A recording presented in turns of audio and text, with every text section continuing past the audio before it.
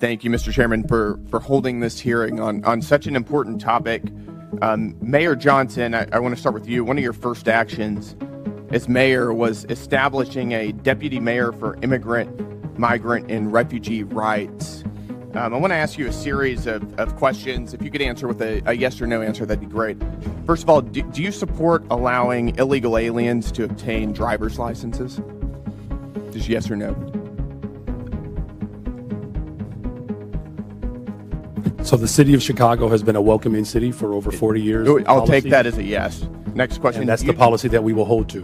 Do you support tax dollars subsidizing or paying for the health care of illegal aliens? I support investments in all residents of the people of Chicago, and that's what I do. That's a yes as well. Do you support free or reduced college for illegal aliens? Again, I support the investments of all residents of the people of Chicago. Okay, that is a yes. Next question. Do you support allowing non-citizens to vote in local elections? Again, I'm not over the jurisdiction of that type of law, but again, I'm committed to investing in all residents of the people of Chicago. I'll take that as a yes. I've got an article from the Chicago Sun-Times, and I'll quote here briefly. Johnson proposed, among other things, that all residents, regardless of citizenship status, be able to vote for Chicago Board of Education members. Next question. Your website states, and this is your campaign website, quote, "I will not stop fighting until abortion access is completely secure for people all over the country," end quote. Yes or no, do you support taxpayer-funded abortions for illegal aliens? I support the reproductive rights of all people, all women. That is a yes as well. Your mayoral transition website mentions support for creating a Chicago Board of Education non-citizen advisory board. Again, yes or no, do you support appointing non-citizens to government advisory boards? I was invited here today to discuss welcoming cities. Yes or no? I was invited here to discuss welcoming cities. This is a yes or no. If you're interested in asking me questions about the welcoming city, I'm happy to answer those questions. No, we're going to move on. Okay, what's going on, everybody? We are here. We're alive. Thank you all for joining me today. If you haven't already, please make sure you hit the like button because that's extremely important. It helps to make sure that those who are subscribed to the channel will indeed get the notifications, and also helps to push the video out through YouTube as well. If you're new to the channel, or maybe you've been ghost watching this channel for quite some time now, please hit the subscribe button as well as the bell notification next to the subscribe button so you can be notified whenever I release a new video. And lastly, please make sure you are following me on Telegram at TD Media Group to help circumvent social media censorship and shadow banning. And with the introduction out of the way, let's get into today's news, right? Let's get into today's live stream. And what I wanted to discuss today very briefly on the stream was this, right? Yesterday, JD Vance, Pete Hegseth, and Tulsi Gabbard visited the border.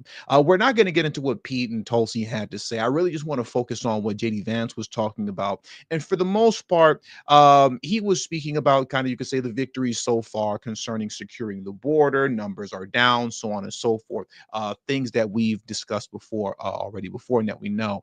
But he did speak a bit more, on the cartel. Their sophistication as it pertains to drone activity, being able to take down U.S. drones, as well as having their own weaponized drones. And I really wanted to take a moment to focus on that a little bit because it just highlights the necessity of having a militarized border, and it really highlights and shows the necessity of why these cartels should be designated as terrorists, which they are. And I also want to get in at the later half of the stream.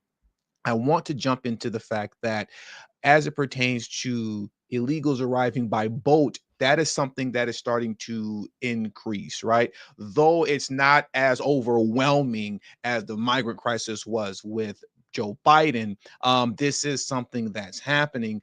They're getting very desperate. People are still trying to come here. They know that if they come by land, it's pretty much a non-starter. So now they're washing up on the shores of California, right? And all throughout San Diego and whatnot. And I want to get into that as well because I have a really good video to show you concerning that. But first, let's jump into what JD Vance had to say while he was at the border. Of what Joe Biden did. Oh, when I listen to videos on YouTube, I listen to them at like double the speed. So let me put it down at normal speed. Okay, there we go.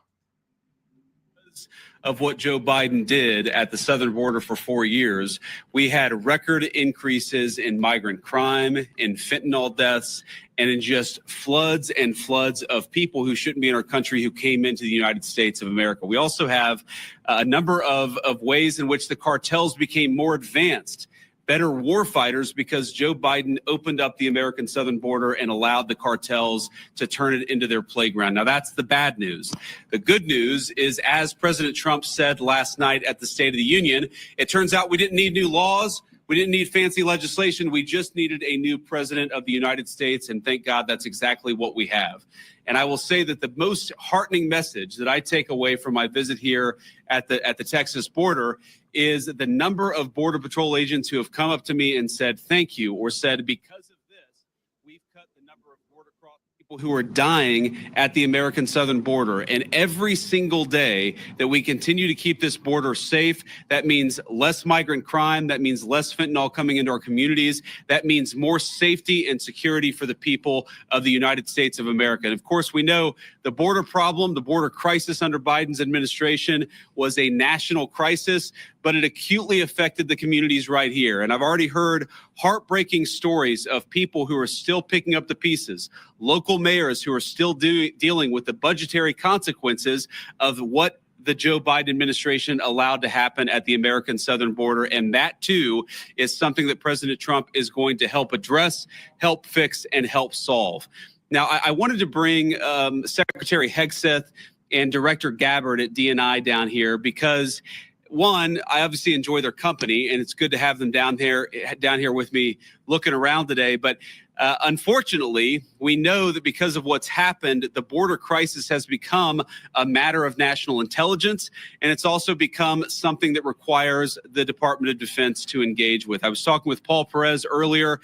The drone technology that the cartels are using requires, unfortunately, a military response and military support. So it was important for Secretary Hegseth to see what's going on, because we know that the millions and millions of people who were let in over the last 4 years, many of them are connected to foreign terrorists. It's important for our leader of national intelligence to get a sense of what's here on the ground. So before we take questions from the press, and all of us are willing to take questions, I want to give Secretary Hegseth and then Director Gabbard an opportunity to say a few words themselves. So let's get into their drone technology, right? I want to get into the drone technology of the cartel right now. So let's jump into that very quickly. And I want to pull this article up here from News Nation. So what I'm going to do right now is I'm going to drop JD Vance down for a second. And I want to pull this article up because what I also want to do as well, I was debating whether or not I wanted to play the video that goes along with the article. And I think I will play the video as well, because it is relevant for you to actually be able to physically see, what it is that those in the cartel are actually working with, right, concerning their drone technology. And in this case, what we're going to get into right now, really you could say anti-drone technology, right? That takes our drones down as we surveil the skies to keep an eye on them. So let me pull this up for you. The article should be up on the screen. Just want to take a moment to adjust myself, right? And here we go. Let's get into this. And you know what? I am going to play that video as well. Now that I think about it, just kind of debating it within my head, right? Live in the middle of the stream. But I want to start off by reading this first. Let me zoom in just a little bit, right? Exclusive: Mexican cartels using devices to disrupt drones. I'm just going to hit you guys with these 3 paragraphs first, and then we'll get into this actual video here that we see there. Members of Cartel del Norte are using the disruptors to interfere with efforts to secure the southern border. An alert sent out border-wide by U.S. Border Patrol officials and obtained by News Nation indicates that the transnational criminal organization is using the device to counter American drones being used along the border. Border officials say that the devices being used by the cartel can detect nearby unmanned aircraft systems. The devices can intercept the signal between the drones and its operators. According to the alert, the loss of signal will result in aircraft failure and will cause the drone to crash. And as we round this article out, the drone jammers being used by the cartel send strong signals to the same frequencies as those being used by drone operators. That in turn drowns out the communications between the drone operator and the aircraft they are controlling. The loss of communication causes the drone to either run out of control or lose all functionality. So now let's get into this News Nation clip right here. I'm not sure if I'm going to play the whole thing. It's only 3 minutes long. Let me make this full screen, and hopefully an ad won't start off playing first, because that will be very annoying. Okay, so let's get into this right here. Now to a News Nation exclusive as our crews continue to uncover the stunning tactics used by some of the world's most dangerous criminals. Officials we've spoken with now say the Mexican cartel using drone disruptors to interfere with efforts to secure our southern border. Let's bring in border correspondent Ali Bradley live for us in Houston with a new alert for the men and women on the front lines of this crisis. So Ali, bring us up to speed on this latest cartel tactic. Yeah, hey, Nicole, it seems like we're always one step behind these transnational criminal organizations. This time around, this alert was sent out from the Laredo sector, but it was distributed border-wide, showing that the Cartel del Noreste, is actually using these device disruptors to counter U.S. drones. So what we can tell you here is that this alert states that the device can actually detect nearby unmanned aircraft systems. It can disrupt the signal between the operator and the drone. Now, this is what happens. The loss in signal will result in aircraft failure, and that drone will crash. Images shared that were found on a seized CDN member's cell phone are what you're looking at here right now. So how exactly do these work? Well, drone jammers send strong signals to the same frequency as a drone's control signals, which drowns out the communication between the drone and its operator. A clear problem, obviously, that causes the drone to lose control or become non-functional. Drone jammers can be stationary devices, mounted or built into gun-like devices. They can radiate their signal in a cone or 360 degrees. Got a pretty good reach there. Now, the most effective drone jammers can work from up to about a mile away. They're more effective as the pilot's remote gets further from the drone, though. These jammers can be used as a second line of defense in conjunction with drone interceptors. If a drone jammer slows a drone down, it can make it easier for an interceptor to take it down. The Border Patrol Union tells me that it's frustrating, but it's not surprising. So now what I want to do next is that I want to jump back into what JD Vance was talking about when he was at the border concerning the cartel, them being designated as terrorists, the necessity for that, for us to be able to, I guess you can say, legally use the U.S. military to possibly inevitably combat them at the border if they indeed start to engage in fire with us, we'll say, right? So give me just a moment as I pull this down from the screen. I'll make myself larger. And as I'm doing this, and as usual, please, if you haven't already, make sure you hit the like button. That's extremely important if you haven't done that already. Subscribe to the channel if you're new to the channel, and also make sure you're following me on Telegram. That way you will never miss a notification when I go live or just upload a video in general. So now, once again, let's get back into what JD Vance was talking about, because there's a very specific part of this Q&A that I do want to play when he was talking about, you know, the cartel being officially designated as terrorists. I believe that's at the 12-minute mark. So let me fast forward just a little bit, and here we go. Issue of immigration enforcement seriously. In the back, yeah. Mr. Vice President, Ali Bradley, News Nation. So since the designation of the cartels as terrorists, does that give the United States the green light to go into Mexico and to strike them there? I mean, right now, obviously, they've struck in the Houthis in Yemen. So why not, when we've seen cross-border violence, go after them in Mexico? And then my second question is about a designation. I'll follow up on these. Go ahead and ask the second question. Why isn't the Juarez / La Línea cartel designated when it's in one of the most deadliest places on the planet. Juarez has been designated as one of the deadliest cities. It's right across from El Paso. We've talked to community leaders.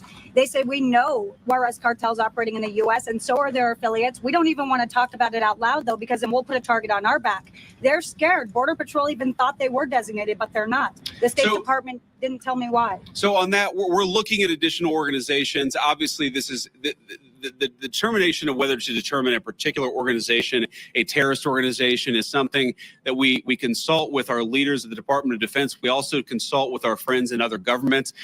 We maintain the optionality to designate further organizations, terrorist organizations, if we feel that we need to in order to protect the American people. And I think President Trump has made it very clear he's not going to be shy about designating some of these cartel organizations as terrorists if he thinks he has to protect the American people.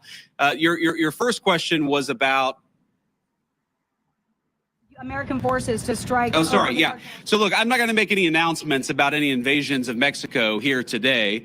The president has a megaphone, and of course, he'll speak to these issues as he feels necessary. But what designating cartel organizations allows us to do is deploy the full resources of the United States military to engage in serious border enforcement. Of course, the president is going to make the determination about how we deploy those forces. But our hope is that Mexico takes this job seriously. We don't want to have negative relationships with the Mexican government. We want the Mexican government to help itself, but also in the process to help the American people by taking these organizations seriously. It's going to destabilize the entire country of Mexico, the entire government, if they don't take it more seriously. We're hopeful that they will. And if they don't, then of course, we'll figure out what to do from there. So as you were saying, right? The necessity of that designation is to employ, if I remember him saying correctly, the full force of the United States military, because the reality is this. I'm going to pull this next video up here. Without the U.S. military present, and given how much more sophisticated the cartel is getting with this drone technology that they have, and you can say the anti-drone technology that they have, a border patrol alone cannot combat them. They just can't do it. Border patrol alone can't combat them. The U.S. military and all the resources that they have at their disposal is what they actually need to be able to combat them, especially if there is a situation in which they begin to, I guess, they fire upon us, via the drones and whatnot, because they are getting desperate. And this video here from News Nation really kind of covers that. So I want to play a little bit of this for you right now. So let's jump into this here. And once again, please hit the like button if you haven't already. Let's jump into this video right now. Joining me now is Lieutenant Chris Olivares. He is a spokesperson for the Texas Department of Safety. Chris, nice to see you. Nice to speak with you as always. That reporting there from Allie, it was on this show Friday evening, and when Allie said that, I said, "What? Come again? Weaponized drones?" If that is indeed the case, which I'm sure it is, as Allie reports, what does it say about our fight against the cartels and how we can win it? Great to be with you, Blake. So, of course, that reporting by Allie really shows how the cartels have evolved over the years, how they've been able to increase their communications technology now with these drones that have the capabilities of actually dropping explosives. It really shows how much more these cartels have evolved, and the threat level has increased even more so now. It's not just between rival cartels and the military in Mexico. It's also threats against law enforcement. Anytime there's a credible source or credible threat made towards law enforcement from the cartels, we take that very serious, especially when we talk about weaponized drones, how close that we work so close to the border and the close proximity to these cartels, and how we actually, come across these cartels on a daily basis by working so close to the border. It's a really volatile situation. And that's why, having these additional resources, Texas National Guard, the soldiers that are deployed under federal orders, more Border Patrol agents, really is going to help take this fight to the cartels. But it is also a challenging situation as well when you have this type of technology that cartels are able to use and the threats against law enforcement. Yeah, Lieutenant, though, we now have U.S. troops, more troops down at the border. Is it the military that has to take them on to fight the cartels and win, if that is indeed the case? It's going to take much more than that. It's law enforcement. It's also military, but also Mexico. Of course, now we know that the government of Mexico is going to deploy 10,000 soldiers to the northern border.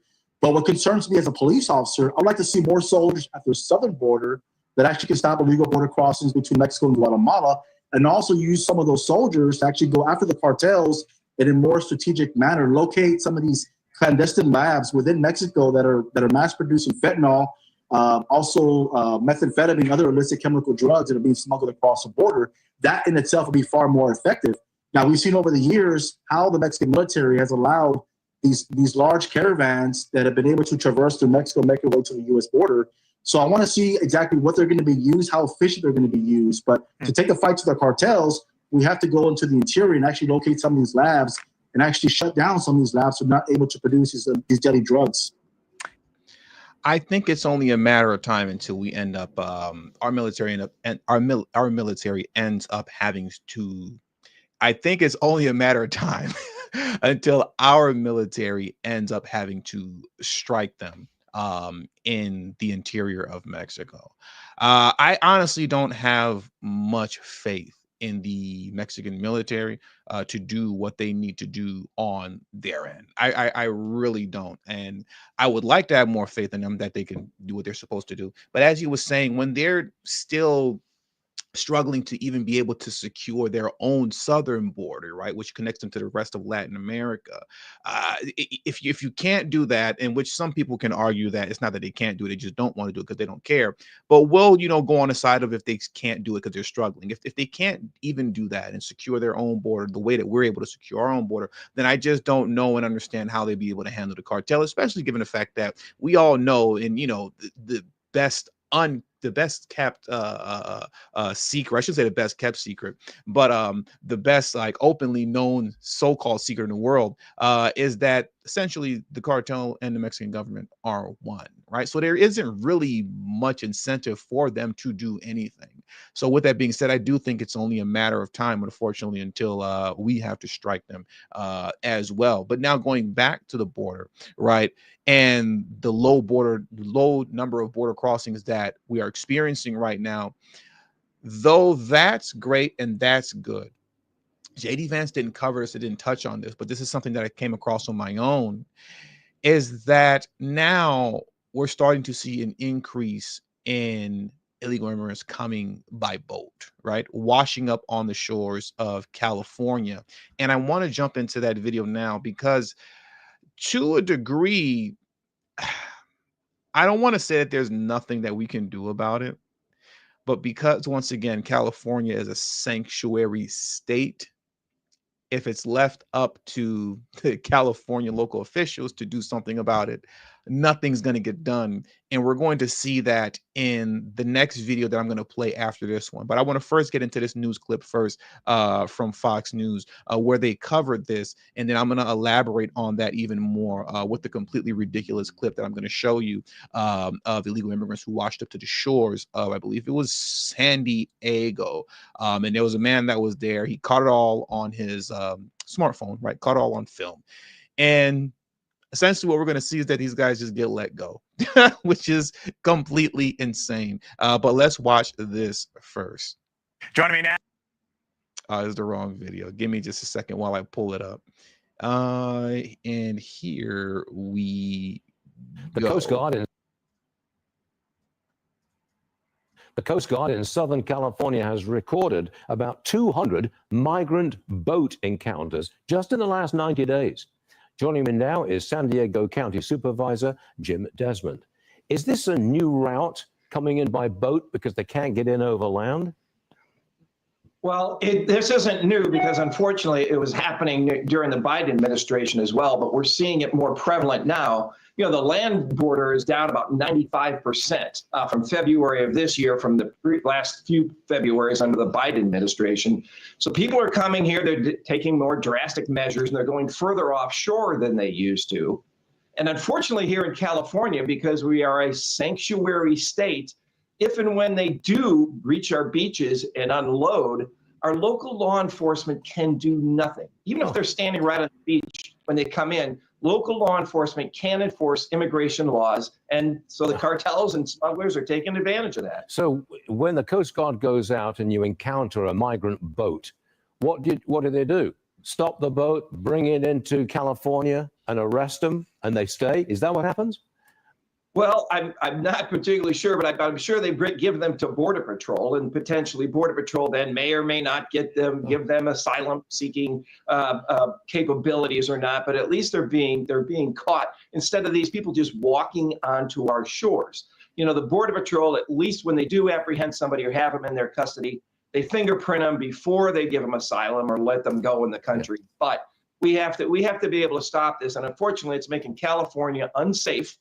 And the rest of the country, because these people, if they do make sure, can just walk into our neighborhoods free and clear and just disappear, and we don't know who they are or where they came from. It's just And that's literally what happens. There's a lot of videos that you can find on social media, on Twitter and whatnot, or X. You know, I just can't I can't get over calling it X. It's still Twitter to me. But videos that you can find, you know, of this occurring. But what I want to pull up to you right now is a clip of what they were playing as B-roll while they were talking, right? I'm not going to play the sound with it because it's just a really loud boat sound, and it's loud and obnoxious. You know what I mean? So I'll make sure the volume is off. But, you know, as you can see, well, I'm playing the sound. It's really loud and annoying. But as you can see here, you know, this is that's California. This is the what's called the Coast Guard, right? This is the Coast Guard, and they're federal, right? So when the Coast Guard intercepts the illegal immigrants coming by boat, like what we're going to see here, they do get sent to California Border Patrol, right? That's what happens. They get turned over to California Border Patrol when they get caught, as you can see right here in this video clip that I'm playing. And I'm going to make it a little bit smaller because I do want to read the actual caption underneath this tweet or X, right, from the U.S. Coast Guard of Southern California. The crew of the U.S. Coast Guard, Cutter Haddock, oh my God, here we go, Cutter Haddock, interdetected a 30-foot Panga-style vessel 21 miles off Point Loma, California on Tuesday. 20 aliens claiming Mexican and Chinese nationalities were taken into custody and transferred to California Border Patrol. So there were 20 illegal aliens on this boat that was caught 21 miles off of Point Loma. And of the 20 aliens on board, it was a mix between Mexican nationals and Chinese nationals that were caught. Now, once again, when it's the Coast Guard that catches them, the Coast Guard is federal. So yes, they do get handed over to California Border Patrol, the Border Patrol. But as you're getting ready to see right here, which is completely ridiculous, this is a situation that happened in San Diego back in January 25th of this year. If they're just caught by, we'll just say, San Diego lifeguards, like we're going to see here, essentially they just get let go. They just get let go. Let me make this a little bit bigger for you guys. I want to fast forward through the first half of this, right? And, you know, shout out to the guy that took this video, him right here. I'll read his name. Let me just, you know, show the respect right now. It's Matt Baker. So shout out to Matt Baker, right? We're not going to listen to too much of what he has to say because once again, in this video, it's just really loud. Because there's helicopters flying and there's a lot of commotion going on, because what you're going to see here, and you can see it in the background right there on where the open space is, there's a boat that's upside down.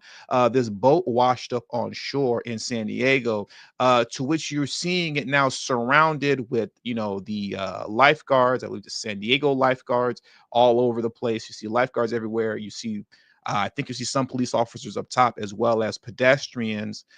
And what I want to fast forward, you see all the pedestrians up top watching. And I just want to fast forward here to the point as I kind of gradually go through the video while he's talking. I want to get to the point to when he actually walks up to and approaches the illegal immigrants and speaks to them. And let's just watch this interaction of how everything unfolds. You know, once he catches up to everybody, and we actually get to see what's going on. The volume is pretty loud. Like I said, there's a lot of background noise in this. It could be a little bit hard to hear at times, but I do think it's still definitely worth watching, because once again, what we're seeing here essentially is that if they're not caught by the California Coast Guard, which is federal, they're not caught by the Coast Guard, and they're caught by lifeguards instead, which essentially they're not caught because they're already washed up on shore. It's too late, right? Here in California, where I am, once they hit shore, they're home free. Welcome to California. This is insane. This is completely ridiculous. But let's watch this here once he catches up to them.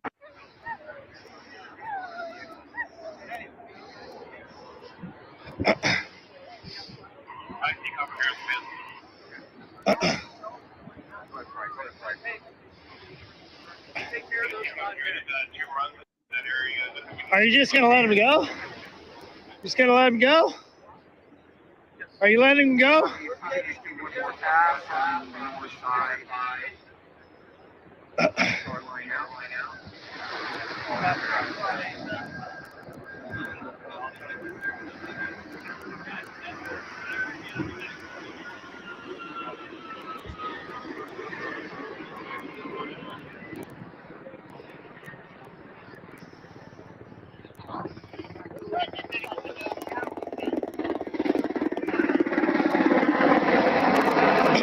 Where are you guys from? Where are you from? ¿Dónde está tu casa? ¿Dónde está tu casa?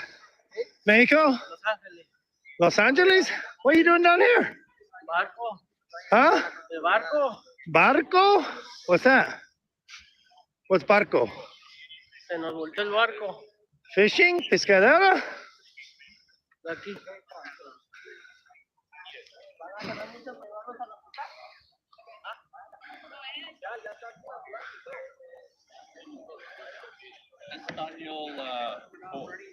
Espanol, Barco? The boat's on the other side, man. No, I know. Did you see it come in? Died? No. Nobody's died yet. So I heard somebody died. Somebody's in the water. Wow. Let's do, 3 and 1. I got this.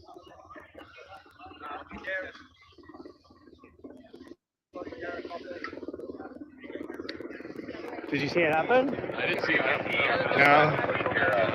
But I'm hearing them tell him, so basically, let him go and don't kill him. But you heard them say that? Yeah. They said like, we're not going to tell him to go run or anything, but we're not going to transport him anywhere. So basically, they're just like, pretend you're from here, and we'll let you go. Almost. Do you guys buy the story? You're from LA? You buying that story? Yeah, we're just going to.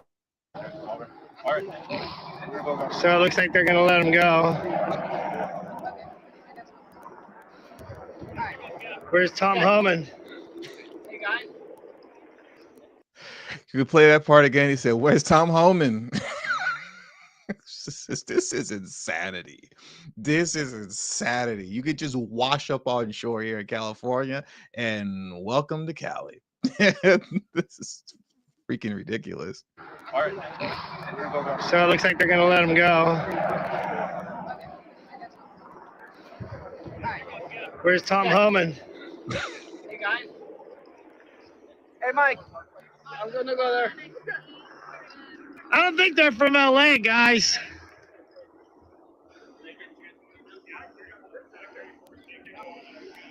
They don't look like they're from LA. They're not going to spend any time.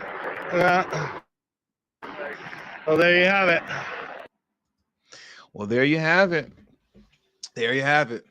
Welcome home, guys. You know, welcome home. Welcome to your new home, California. You know, yeah, they just crashed their boat here, and that's the end of it. That's it. Welcome home, guys. You know, if you guys could come on over to my house, you know, you start a barbecue for you guys or something. This is completely ridiculous, man. But this is what, you know, sanctuary states and sanctuary cities, you know, permit. I don't know any other country in the world that you can do this. Any other country in the world. There's no other country in the world where you can just wash up by boat, pull up by boat and wash up by boat, and you just get the free pass. You just get a free pass, and there you go. I mean, I guess you can't get away with that in Florida, so I guess I'll give props to Ron DeSantis for that. You can't get away with that in Florida, but you can definitely get away with that here in California. Definitely, that's for sure. That is for sure. And with all that being said, that does it for today's show. It does it for today's show. This is something that's definitely worth keeping an eye on, concerning the increase of illegal immigrants arriving to the United States by boat, right? Crashing their boats onto California shores and then essentially being home free, because that's what we literally just looked at right here. If they're not caught by the Coast Guard and they hit land, they're home. Welcome to their new home. Welcome to their new home. So with all that being said, thank you guys for joining me today, man. Please make sure you hit the like button on your way out. Subscribe to the channel if you're new to the channel. And most importantly, follow me on Telegram. Telegram. I cannot stress that enough. That is extremely important that you follow me on Telegram to help circumvent social media censorship and shadow banning. Okay, you will never miss a notification. You don't have to worry about YouTube unsubscribing you. YouTube didn't send me my notifications. The link to my Telegram is in the description box below, and it'll be pinned in the comment section once this stream ends. I want to give my thank yous out to those of you who have showed support to the channel today. I do not exist without you guys' support, so thank you so much. Shout out to Kevin Hullinger, who said, "Thanks for your time and effort." I appreciate you, Kevin, and I appreciate the support that you show this channel.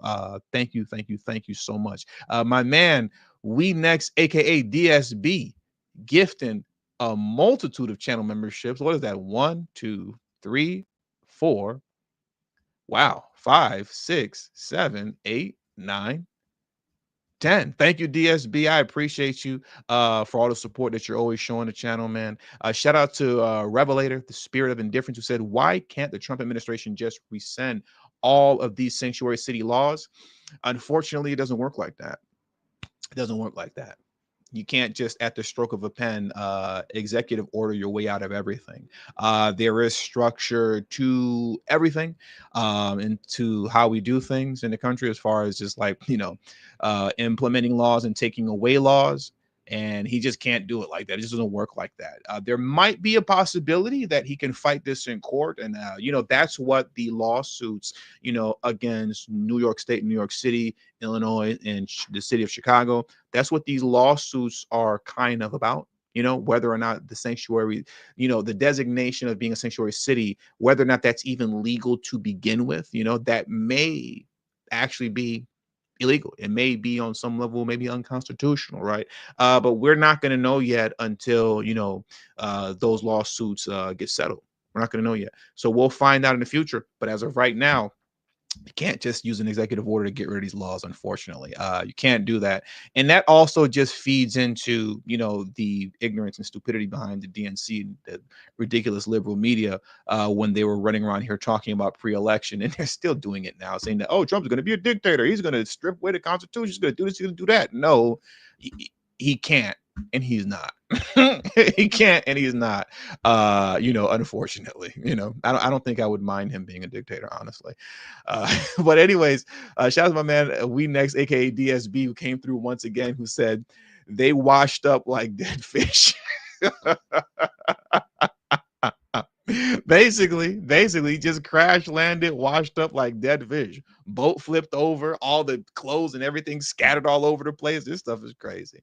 Anyways, man, I gotta head on out of here, but thank you guys for joining me today. Once again, like the video, subscribe to the channel if you're watching me and you're new, and Telegram.